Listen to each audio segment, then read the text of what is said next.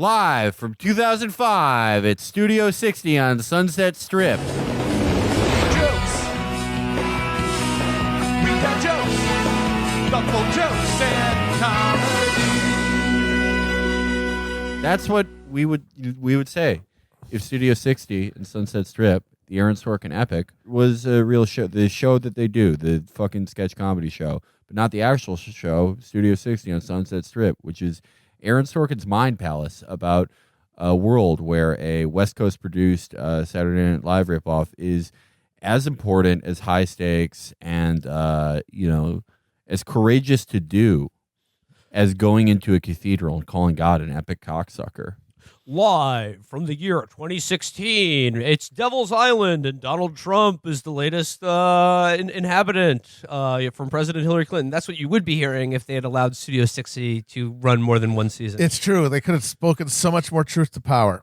Live from 2016, the religious right is no longer a factor in American politics. Everyone read Richard Dawkins, and we're all epic atheists now. So, and they did a bunch of mushrooms, and they realized that, we're all just part of one big universe, man. So, gang, we're now completing a trilogy with this episode. The trilogy is complete. The trilogy has been complete, and the prophecy of Sorkin has finally come all full circle. The crimson-rimmed eye of Sorkin has opened. Yeah, the Aaron Sorkin universe is probably the only thing more expansive and more like creative and cool than the Matrix universe. Absolutely.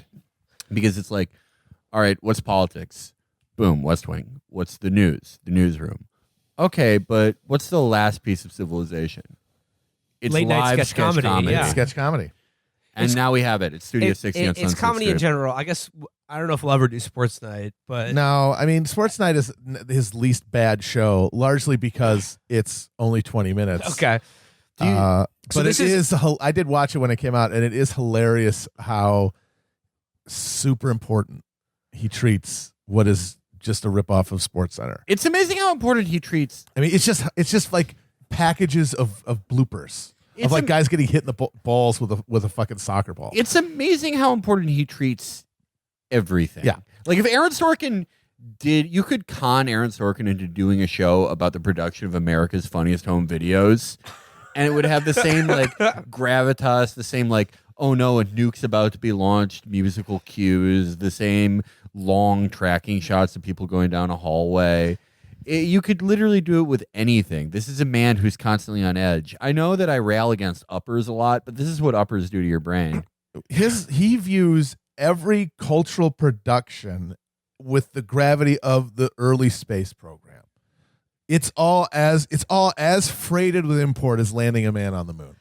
It's just, yeah, okay, so obviously we've done the West Wing. Yeah. And, that's where he brought his like incredibly, pompous sense of, moral certitude and like righteousness and just like, if we just say the right words. I mean, but that was literally about the American president. Yeah. That was a show about the White House. It was obnoxious, but so it was obnoxious, the but like, self-seriousness was at least earned by the stakes at hand. yeah, they're running America and the world. Yeah. The newsroom, hilariously, that's like the newsroom is like the most uncut Sorkin that we'll ever on HBO, ever see on HBO. He's totally in charge. And he of it. lends the same gravitas to a fucking cable news show. Yeah. Literally, it's about Keith Olbermann's TV show.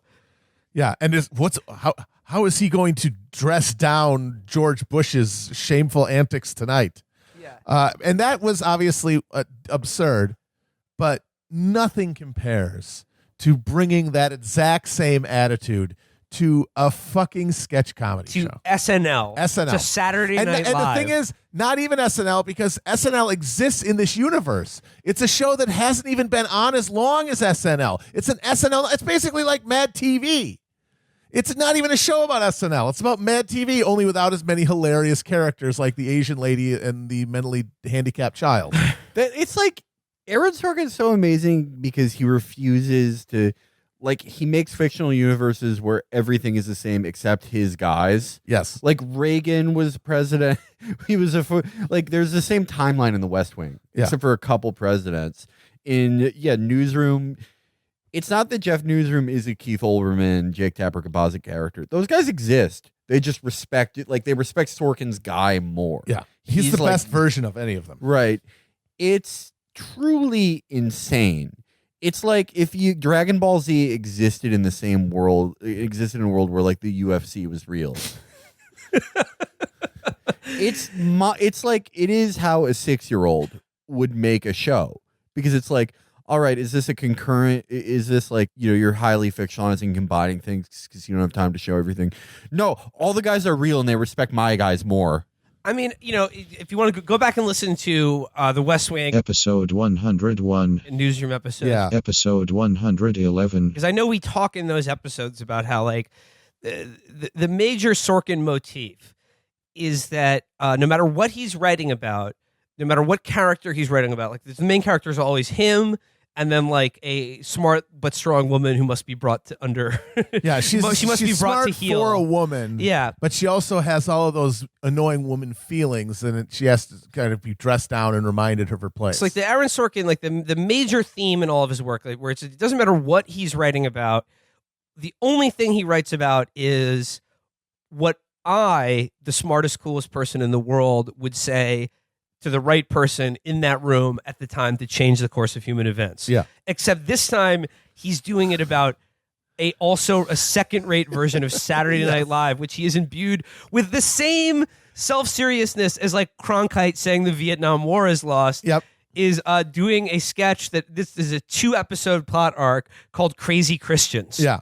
And if those sketches, which had been blocked for years by fucking standards and practices, by the psycho Christian fundamentalist pressure groups, it really does sort of suggest that if that sketch had been allowed to air, George W. Bush would not have been reelected. I want to, my dream after the show finally ends is that I am hired as a professor at like the King Salman University in Riyadh to teach a class specifically about the year 2006 in American culture.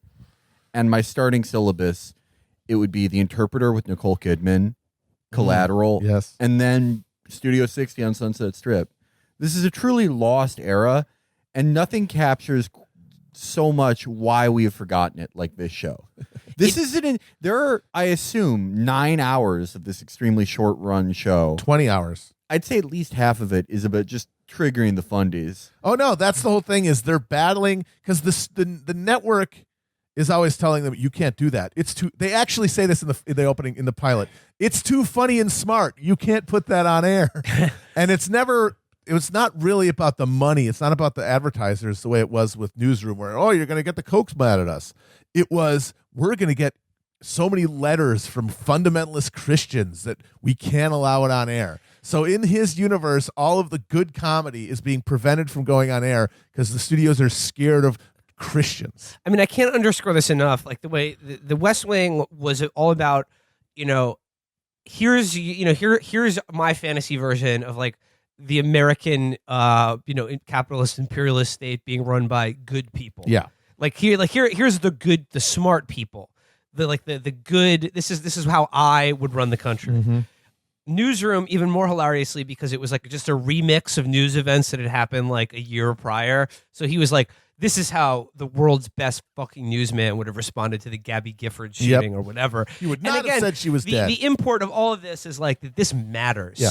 This matters, goddammit. Like, you think television is just a boob tube that you watch? It's like, no, it's about so much more than that. And I can't underscore how much that is played to the hilt about this show, which is, again, Saturday Night Live. So if you wanted to, like, we've made fun of Saturday Night Live a lot on this show, and a lot in the Trump era, the way, whether it's Trevor Noah or fucking SNL. Sandy. Yeah, so like all this whole genre of like. Every fucking late night show. Yeah, like late night political comedy about, Donald Trump or whatever. And like this idea that now that we've imbued late night TV comedy as being like the correct opinions like offered about the president Trump. This started in the Bush administration with The Daily Show, but now it's reached like a real apotheosis. Yeah. Comedy is just saying the true thing about President Cheeto. And it's amazing to watch this show, which is from, like, as we said, 2006. Mm-hmm. And again, like this is the patient zero for all of this ideology. We come back again to Aaron Sorkin as being like the guy like that, like, you know what? It's corporate television, but damn it, the people who work there care. And if the right people were in charge, this would be a better country. Yeah.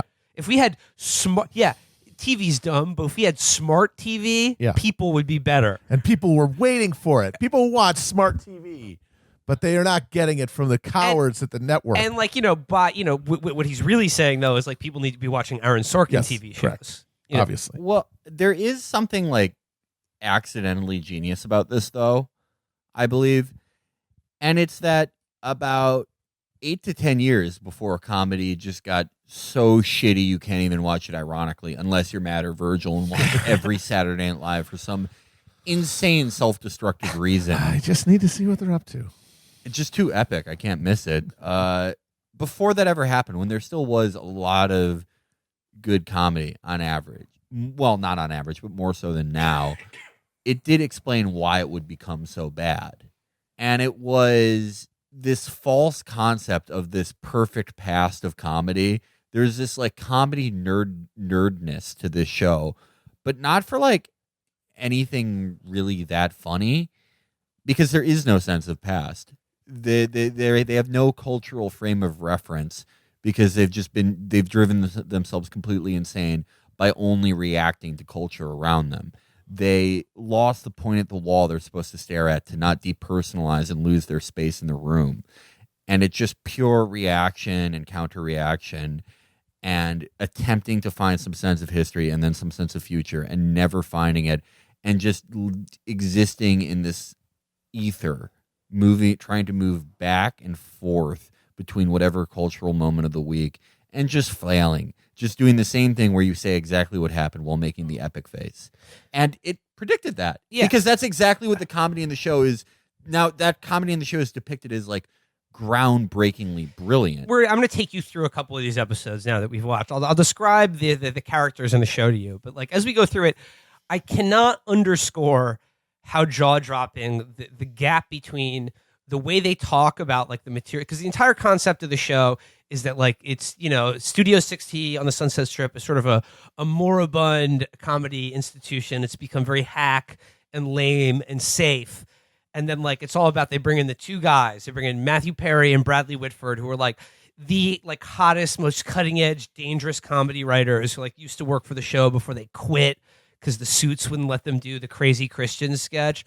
The gap between like what the writers and Aaron Sorkin perceives as like smart, groundbreaking, subversive comedy, and what's actually the little glimpses of the jokes and sketches that you actually get to see on the show is breathtaking. Well, and he seems to be dimly aware of it, because that crazy Christian sketch is apparently a season-long arc because they wrote it 4 years ago. It's why they originally got fired.